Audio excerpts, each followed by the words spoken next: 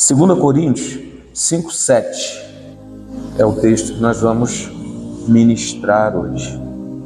Vamos falar sobre como vencer as batalhas através da fé. Batalhas que muitas vezes nos ferem, batalhas que são reais, mas que Deus tem poder e autoridade para nos fazer em meio a essas batalhas mais vencedores. Isso através da fé. 2 Coríntios, capítulo 5, versículo 7. Depois nós vamos ainda discorrer alguns outros textos, mas inicialmente esse aí. Amém? Vamos ler então.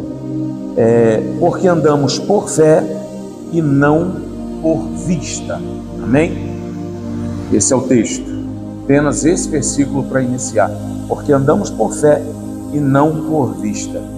É interessante olhar a necessidade de crermos no Senhor, de confiarmos no Senhor, de acreditarmos no Senhor, mesmo diante das adversidades. Falando de batalha, na verdade, que é o tema para essa noite, a gente precisa estar entendido, em primeiro lugar, do que é batalha, precisa saber o que é essa definição, porque às vezes a gente não tem. A gente ouve falar de batalha espiritual, e nesse quesito, não é o que a gente vai falar hoje, mas nesse quesito, batalha espiritual ou qualquer outro tipo de batalha, eu só posso dizer que estou em uma batalha, que estou em uma guerra, quando há confronto, sabe? Muitas vezes a gente usa a palavra batalha, guerra, estou vivendo, mas não tem confronto, não tem nenhum embate, não tem nenhum enfrentamento. E se não tem enfrentamento, logo não tem uma batalha. Às vezes a gente está sendo torturado, perseguido, tá? Ou acontecendo qualquer outra coisa, menos o que vai classificar uma batalha realmente. Então, em primeiro lugar, precisamos definir o que é batalha. Depois a gente precisa definir a origem dessa batalha, porque às vezes a gente trata certas batalhas que não tem como ser vitorioso, sabe? Existem batalhas na vida da gente que a gente vai perder, e é ruim de falar isso, mas a gente vai definir isso aqui, e parece não ter a ver, porque o tema é como vencer as batalhas através da fé. Para eu entrar em uma batalha e vencê-la através da fé, essa batalha, Deus tem que estar nela, sabe? Deus tem que ter algum propósito nela, sabe? Ou de alguma maneira dentro do campo do cotidiano, porque existem batalhas na nossa vida que vêm baseado no cotidiano, porque estamos vivos, porque sobrevivemos, então vem guerras, vem batalhas, acontecem situações. Agora, se é uma batalha que eu procuro, que por falta de vigilância, por falta de entendimento, por falta de sabedoria, de conhecimento, eu vou entrando em batalha, eu vou entrando em demanda, vou criando situações. Algumas dessas batalhas eu posso nunca vencer, eu posso não ser vencedor. Então a gente vai falar exatamente, por isso que é preciso, melhor dizendo, entender de onde, qual a origem dessa batalha, sabe? Porque por falta de vigilância, eu preciso aprender a ser vigilante. Então eu vou perder uma batalha, posso não perder a guerra, como o pessoal diz, mas eu preciso aprender com aquela derrota para lá na frente não reproduzir a mesma situação, sabe? Então, basicamente, esse é o ponto. O que é uma batalha? Batalha é um combate entre forças oponentes. Isso é uma batalha. Então é aquilo que eu estava dizendo para você. Uma batalha depende de enfrentamento. Batalha é um combate entre forças oponentes. A gente costuma dizer que o crente, ele não pode ter inimigo. Mas eu queria lembrar que do céu foi expulso Satanás e uma terça parte. Esses são os nossos inimigos, não é? A gente não tem inimigo humanamente falando. Meu próximo nunca pode ser meu inimigo. Mas tem hostes da maldade, principados, que se faz inimigo nosso porque nós servimos ao Senhor. Então a nossa batalha, ela vai se deliberar, ela vai acontecer contra essas forças da maldade, sabe?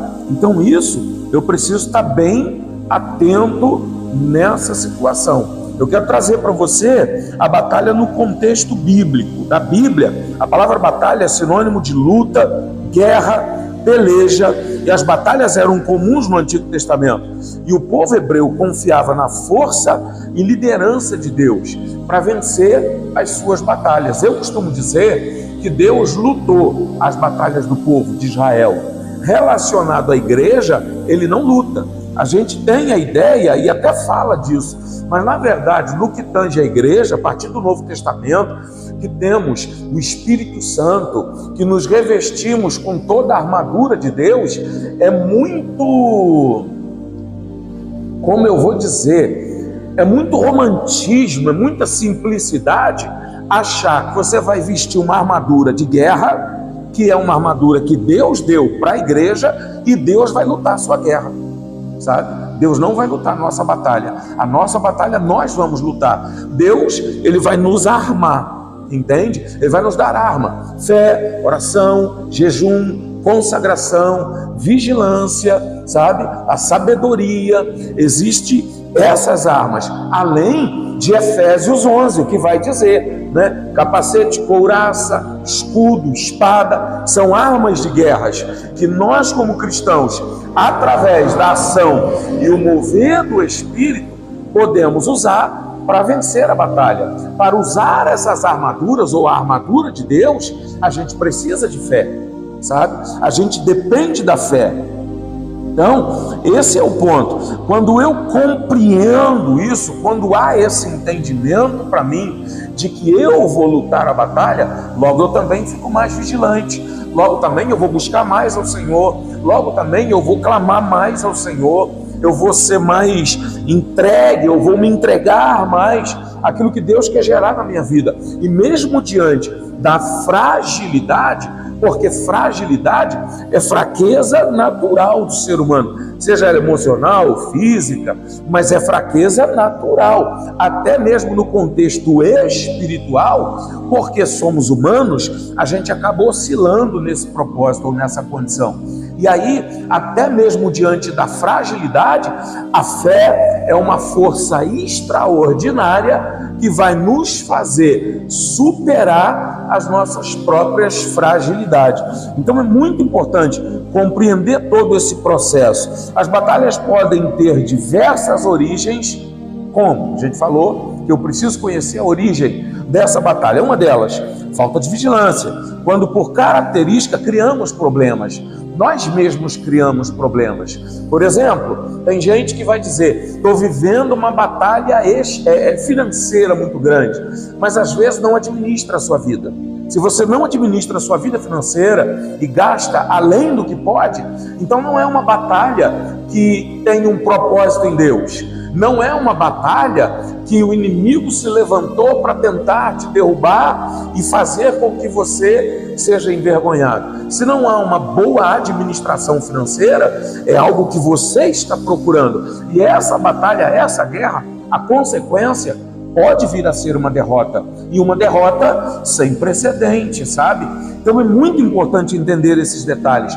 No contexto natural, por característica, às vezes a pessoa é agressiva, às vezes a pessoa é impaciente. Existem tantas características, tanta questão ao longo da vida que me faz, de um modo geral, viver e criar, arrumar problemas, e logo eu vou chamar esses problemas, essas dificuldades, de batalha. E a probabilidade de eu perder é grande. Eu costumo dizer que, relacionado à vida espiritual, para que eu tenha sucesso, eu preciso de busca, eu preciso de entrega, sabe? Na vida familiar, eu preciso de planejamento. Na vida emocional, eu preciso de equilíbrio. E na vida financeira, administração. Em qualquer uma dessas áreas da vida, porque essas são as áreas que regem a vida humana aqui na Terra, se eu não tiver uma boa característica e compreender claramente aquilo que a palavra vai me ensinar, eu posso entrar em guerra, eu posso entrar em batalha, eu posso entrar em confronto. E muitas vezes esse confronto é comigo mesmo, pela minha incapacidade, pela minha fragilidade, pela minha dificuldade, pela minha falta de entendimento, de conhecimento, pela falta de administração. Então, vem culpa, vem acusação, e claro e evidente que a partir da culpa, da acusação, Satanás ele vai se levantar para concluir o seu serviço. E a Bíblia vai dizer que ele veio para roubar, matar e destruir. Então, o entendimento que eu preciso para vencer as batalhas através da fé é, em primeiro lugar, saber qual é a origem da guerra que eu estou enfrentando, da batalha que eu estou enfrentando. A outra origem pode ser demandas naturais, o que faz parte da vida do cotidiano, e que é uma demanda natural. Problemas de saúde, muitas vezes chamamos de guerra, sabe? Muitas vezes, pela dificuldade natural das coisas, a gente também pode ter, ou nós podemos ter, problemas financeiros, podemos ter problemas em relação às pessoas que convivem junto com a gente, problemas familiares, problemas na sociedade, que tudo a gente vai chamar de batalha, porque se há uma demanda, não é? Até mesmo problema judicial, se você é acusado injustamente, ou qualquer uma dessas situações, existem guerras que fogem ao nosso controle, que mesmo a gente buscando andar corretamente, fazer tudo de acordo com a vontade do Senhor, naturalmente as guerras vão vir, sabe? E muitas vezes isso são questões, ou podem ser questões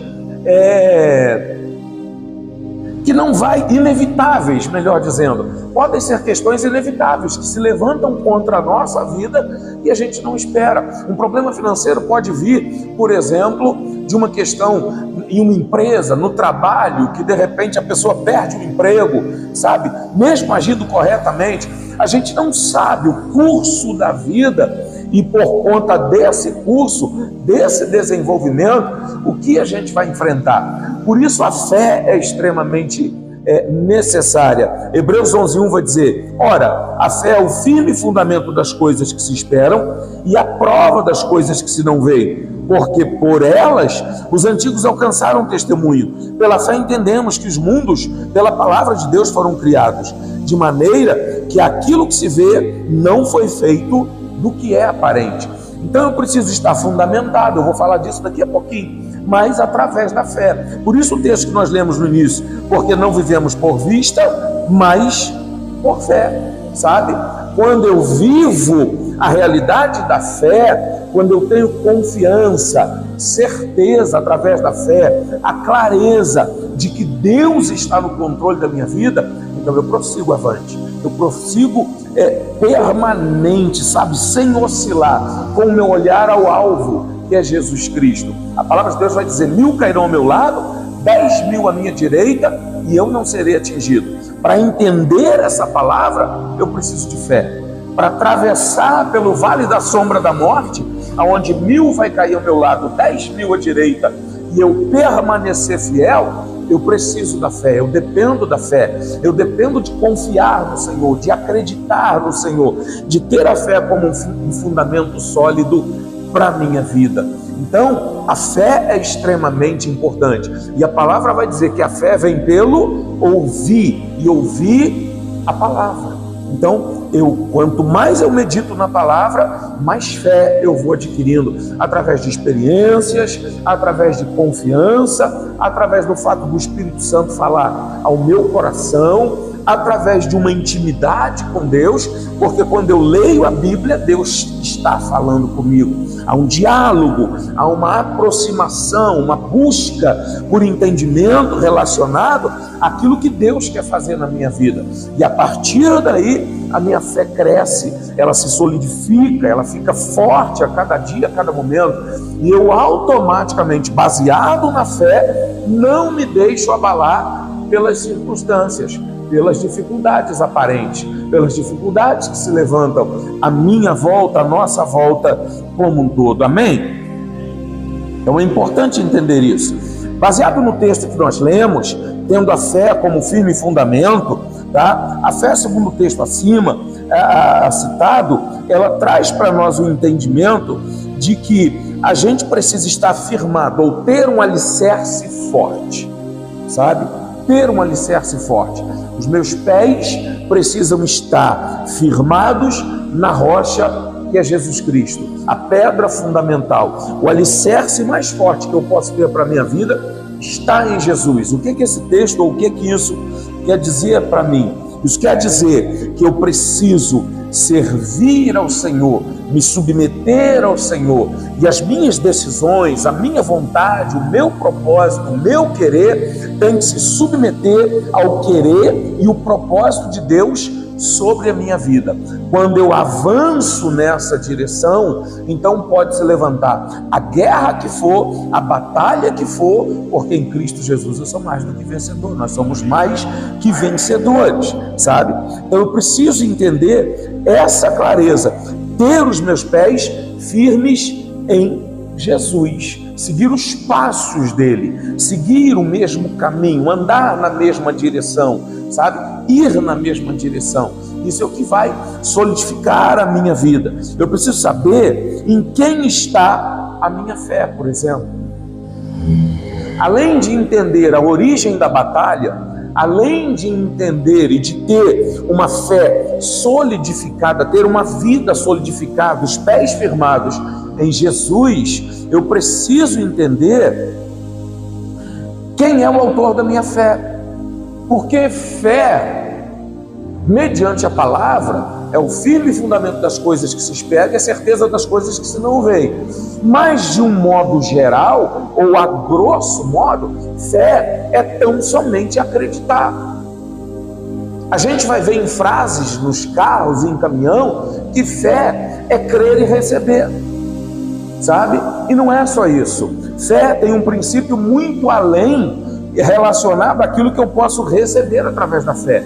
Fé é obediência, fé é submissão, fé é entrega, sabe? Fé diz respeito a um coração quebrantado. Então eu preciso saber em quem está a minha fé.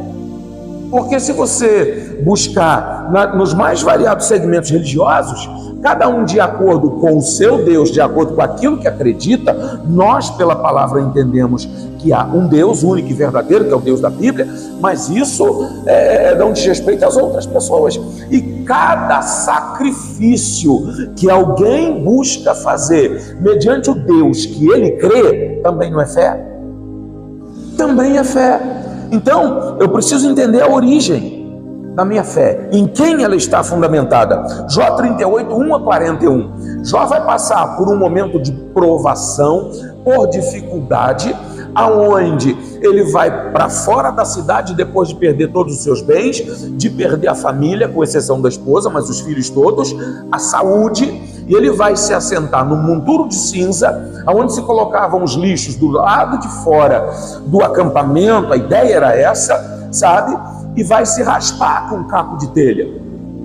E ali vem os amigos de Jó para aconselhar Jó, para interagir com Jó, e Jó na sua defesa, nos seus argumentos, até chegar o capítulo 38, aonde Deus vai falar com ele. E eu queria ler só um pedaço para que você compreendesse o quão maravilhoso Deus é e essa experiência que Jó teve, sabe? Jó capítulo 38, eu vou ler só alguns versículos, eu não vou ler todo, até o 41, que diz assim: depois disso o Senhor respondeu a Jó de um redemoinho e disse: quem é este que escurece o conselho com palavras sem conhecimento? Deus começa questionando Jó. É como se Deus estivesse dizendo: quem é você que escurece o conselho, que neutraliza o conselho com palavras sem conhecimento? Quem é você, rapaz? Sabe? E aí Deus conclui: agora cinge os teus lombos como homem e perguntar-te-ei e tu responder-me, e tu me responde, melhor dizendo, onde estava tu quando eu fundava a terra? Faze-me saber se tens inteligência. Quem lhe pôs as medidas, se tu sabes? Ou quem estendeu sobre ela o cordel? Versículo 6, sobre que estão fundadas as suas bases? Ou quem assentou a sua pedra de esquina? Deus começa a dar o seu currículo para Jó, para que ele entendesse quem era Deus e o direito que Deus tem e sempre teve de fazer vir aquela provação sobre Jó. Se a gente olhar a história, a Bíblia vai dizer que houve uma reunião no céu e o diabo apareceu lá. E foi Deus quem questiona o diabo: de onde tu vens? Aí ele vira e diz: eu vim de passear e rodear pela terra. E Deus foi quem mencionou o nome de Jó. E Deus diz: viste lá o meu servo Jó, temente, fiel. Deus desafia o diabo relacionado à vida de Jó. Essa é a realidade. E agora Deus vai mostrar quem ele é. Então a minha fé, ela precisa estar baseada ou precisa estar direcionada a Deus. E muitas vezes a gente, por falta de entendimento, a gente tem uma fé que está fundamentada nas pessoas. No meio cristão é normal ter fé fundamentada na pessoa. A palavra do fulano é uma palavra poderosa. A palavra não é de ninguém, a palavra não é minha, a palavra é de Deus. Ela provém do Senhor.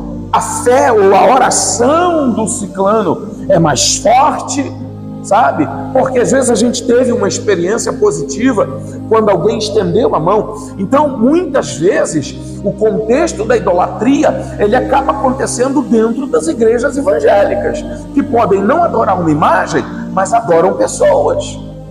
E se essa fé está fundamentada em pessoas, logo Deus não tem obrigação ou responsabilidade de agir a vida dessa pessoa.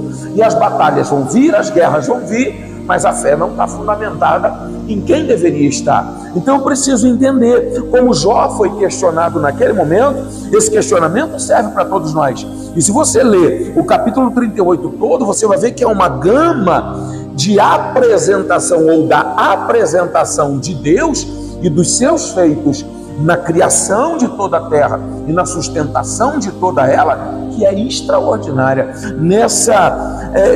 Nesse contexto da palavra de Deus mostrar para Jó quem ele é, Deus vai dizer que chama os raios e eles batem continência para ele, porque Deus tem poder e controle sobre todas as coisas. E a minha fé tem que estar fundamentada na palavra e direcionada ao Deus Todo-Poderoso. Eu preciso crer no Senhor, eu preciso confiar no Senhor. A minha fé precisa estar em Deus. Amém? Minha fé precisa estar fundamentada em um Deus que fez os céus e a terra, o Deus que sustenta todas as coisas, em um Deus fiel e que não falha nunca. Sempre age no tempo certo, na hora devida.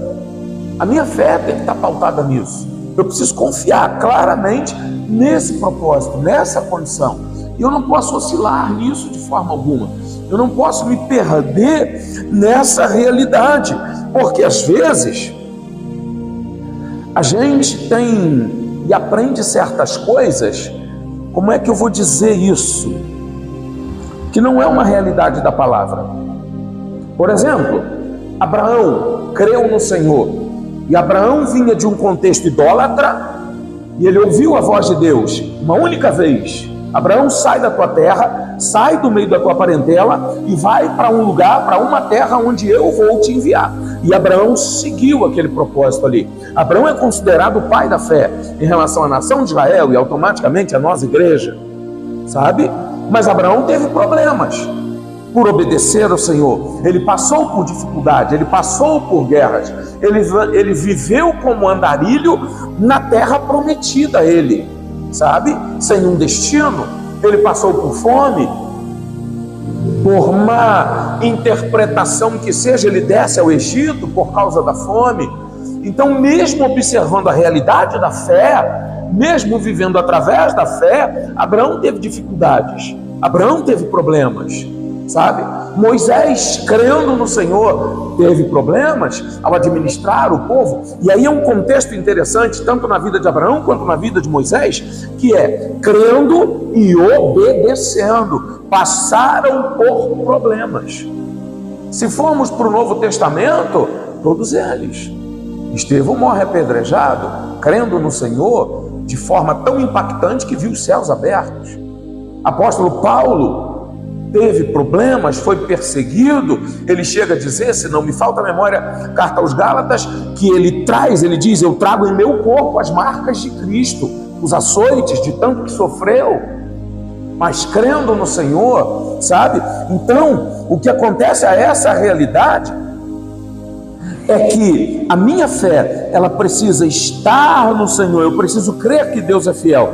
Não é porque as coisas não fluem do modo que nós esperamos que Deus não está no controle, que Deus não está agindo. Por mais que a gente oscile, e quando a gente está na peleja, na batalha, muitas pessoas, mesmo fiéis ao Senhor, são suscetíveis a oscilar nesse pensamento, a duvidar em alguns momentos nesse pensamento. Sabe? É maravilhoso quem, na verdade, não oscila absolutamente nada, está firme e constante, mas nem todos são assim.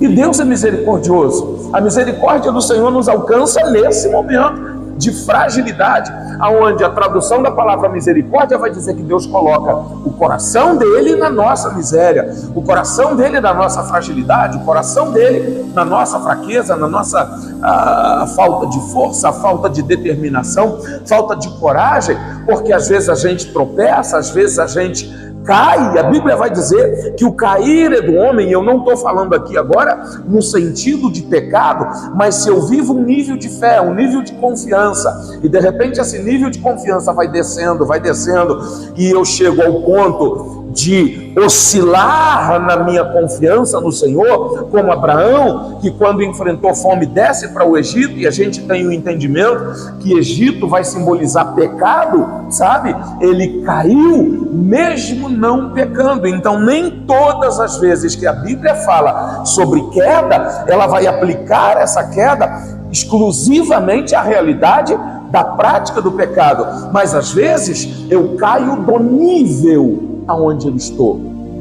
Quando eu oro incessantemente e deixo de orar, caí do nível. Quando eu leio constantemente, busco o conhecimento da palavra, e por alguma guerra, algum problema, alguma batalha, alguma dificuldade, eu minimizo aquela busca de conhecimento, então eu cair de nível. E para todo esse cair, a Bíblia vai dizer que o cair é do homem, mas o levantar é de Deus. Deus levanta o homem, Deus levanta o abatido, é isso que eu quero dizer, sabe? Deus levanta aquele que está abatido, Deus levanta e fortalece aquele que está fraco, Deus vai municiar aquele que se entende sem armas para pelejar, mas através da fé eu posso crer, eu posso confiar que Deus, Ele é fiel e não perde batalha jamais.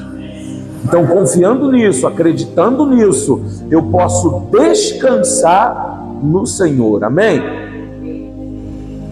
Se a minha fé está em Deus, eu preciso saber que eu sou mais que vencedor.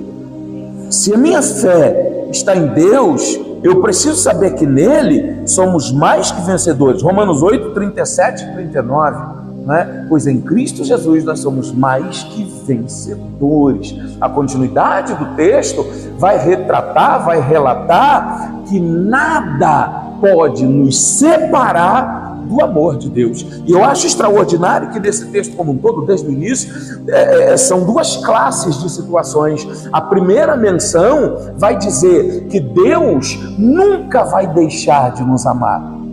E se você olhar ali, o que ele apresenta como nada vai me separar do amor de Deus, são questões que são além do meu controle.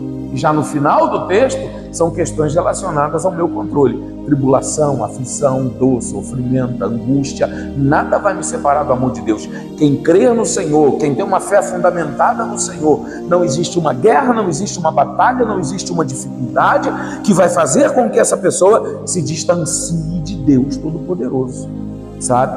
Então eu posso confiar no Senhor. Podemos todas as coisas. Se a minha fé está fundamentada no Senhor, eu posso saber que eu posso todas as coisas. Eu preciso e posso ter certeza que eu posso todas as coisas naquele que me fortalece. Não é verdade? Poder todas as coisas não significa que Deus vai eliminar a guerra, vai eliminar a batalha, vai eliminar as dificuldades. Mas em meio a elas eu vou vencer.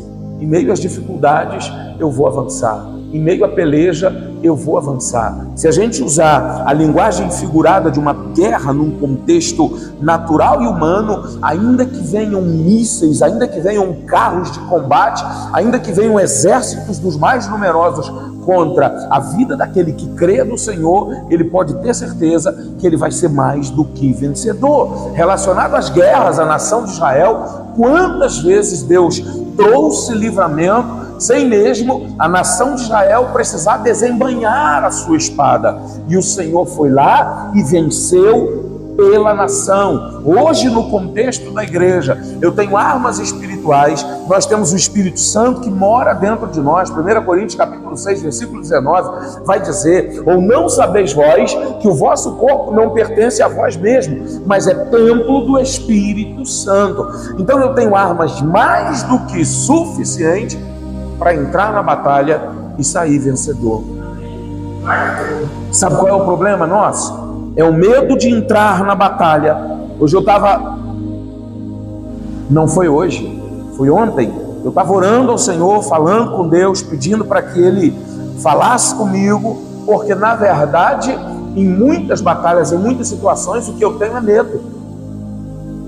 Às vezes eu tenho medo pela minha incapacidade, medo pela falta de entendimento, medo pela falta de visão, medo pelas adversidades, medo porque a batalha muitas vezes se intensifica. Há um hino da harpa que vai falar da batalha, e a expressão é reinda. Reinda, se não me falta a memória, é sangrenta. Às vezes a batalha ela se torna sangrenta, mesmo sendo num contexto figurado, mas ela deixa feridas na alma, ela machuca, ela incapacita muitas vezes a gente de prosseguir em determinados momentos. Mas nesses momentos de incapacidade e de ferimentos é onde o Senhor vem com o bálsamo do Espírito sobre a nossa vida para curar as feridas, para nos sarar e nos fazer avançar. Então eu estava orando ao Senhor e falando: Senhor, o que eu tenho é medo. Eu tenho medo muitas vezes, eu tenho medo, eu tenho receio de não conseguir,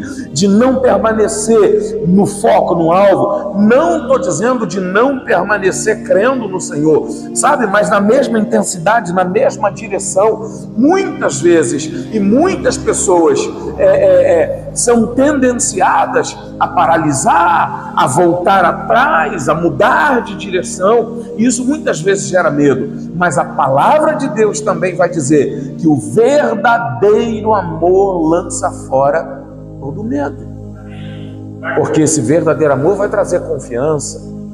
Então não é um problema sentir medo, o problema é permitir que o medo te paralise diante das batalhas. Não é um problema enfraquecer-se em meio à batalha ou à guerra, o problema é paralisar diante disso. Não é um problema ter as suas fragilidades expostas, o problema é não avançar, porque as fragilidades são expostas. O problema sou eu me esconder, sou eu me neutralizar de fazer aquilo que Deus já determinou que seja feito segundo a vontade e o propósito dele, sabe? Então nós podemos todas as coisas, não perderemos a batalha. Outra coisa que eu preciso entender: se a minha fé está fundamentada no Senhor. A palavra ela deixa claro para nós que o Senhor nunca perdeu uma batalha. Ele não perde guerra, ele não perde batalha. A gente que faz distinção, né? Pode perder a batalha, mas não perder a guerra. Na verdade é a mesma coisa. E é interessante olhar que se a minha fé está fundamentada no Senhor, eu posso ter certeza que eu não vou perder a batalha. Eu vou avançar, porque quem garante a minha vitória é o Deus Todo-Poderoso, o qual todo joelho se dobrará. E a gente vai vivendo situações que às vezes eu prefiro até não falar por conta da identificação, sabe? Mas veio aqui agora, mediante essa situação, faz parte do que eu estou vivendo. Ainda que o seu nome caia na lama, ainda que as pessoas à sua volta passem a desacreditar daquilo que é a realidade e o propósito de Deus para a sua vida, ou até mesmo desacreditar daquilo que você está dizendo, ainda que todos os dedos, todos os olhares voltem para você e apontem a sua fragilidade, você será mais do que vencedor. Quando na verdade há, ou se houver, integridade em Deus. Então você não cai, você não perde. A batalha pode estar ainda sangrenta, mas você vai avançar, nós vamos avançar, nós vamos vencer, nós vamos prevalecer em Cristo, enquanto fiéis ou enquanto fiel nós formos. O importante é confiar no Senhor, sabe? Logo, as batalhas que enfrentamos fazem parte do propósito de Deus, então é outra situação. Eu quero recapitular com você. Eu preciso saber em quem está a minha fé. Se a minha fé está em Deus, preciso saber que nele nós somos mais do que vencedores. E depois, se as batalhas que eu enfrento fazem parte do propósito de Deus, eu preciso ter esse entendimento. Eu preciso saber se as batalhas ou a batalha que eu estou enfrentando faz parte do propósito de Deus de alguma maneira, sabe? Qual é o problema nosso? Falta de visão. Por mais que você conheça uma pessoa sábia, submissa, que tenha conhecimento, a visão dessa pessoa não se compara à visão de Deus, ao entendimento de Deus. E para muitas coisas na nossa vida só o tempo vai dizer, sabe? Só o tempo vai declarar. Ou quando Deus quer levantar alguém, quando Deus de alguma forma quer honrar alguém, quando Deus de alguma maneira quer que alguém apareça. Em determinados momentos na vida do ser humano, mediante um propósito, Deus pode querer esconder essa pessoa, Deus pode querer guardar essa pessoa, Deus pode querer fazer com que ela esteja, entre aspas, neutralizada, guardada, imperceptível, sabe? Para ele tratar com ela no particular, para ele mover, sustentar, alimentar, fortalecer essa pessoa no particular, para quando chegar a hora devida, Deus poder honrar, exaltar, mostrar, apresentar essa pessoa. A gente gosta muito da frase que diz que Deus usa os humildes para confundir os altivos e sábios da terra, não é verdade? Mas muitas vezes o humilde vai ser guardado, vai ser aparentemente neutralizado. As coisas em determinados momentos podem não fluir de acordo com aquilo que ele mesmo projetou, mas se há um propósito de Deus, se a minha batalha, se a minha guerra está dentro do propósito de Deus, então eu posso sossegar, eu posso descansar. Volto a dizer, sossegar e descansar não significa que eu não vou sentir o calor da batalha, não significa que eu não vá sentir o tamanho das dificuldades, das guerras, das aflições, das angústias, dos problemas, das dificuldades. Obrigado pelo socorro na água. Então, isso é extraordinário, a compreensão, o entendimento, sabe? De que nem sempre, quando as coisas estão dando errada, significa que Deus não está no controle. Nem sempre. Muitas vezes, Deus está agindo. Eu volto a mencionar, Abraão, na hora que enfrenta a fome, poderia, e na verdade, se ele não tivesse descido ao Egito, a gente poderia dizer que ele não oscilou, mas ele desceu para buscar sanar a sua fome, sabe? Em muitos outros aspectos, em muitas outras situações, as guerras vão acontecendo, e só quem está vivendo a batalha é que sabe, na verdade, a intensidade daquilo ali. Só quem está vivendo. Alguns meses atrás, ano passado, início do ano passado, se não me falta a memória, Deus vira para mim e diz que eu iria enfrentar uma mudança, e a expressão que na hora me causou espanto foi terrível. E Deus falou comigo: você vai enfrentar, você vai viver uma mudança terrível, mas fique tranquilo, eu estou no controle e eu te sustento. E quantas vezes, depois que eu ouvi essa palavra, depois que eu ouvi que Deus estava no controle e que Ele sustentava, eu acabei oscilando, eu acabei temeroso, acabei assustado, mas eu estou de pé, para a honra e glória do nome do Senhor. Se eu estou de pé, todos nós permaneceremos enquanto estivermos com a nossa fé fundamentada no Senhor. É importante entender isso. Deus está sempre no controle.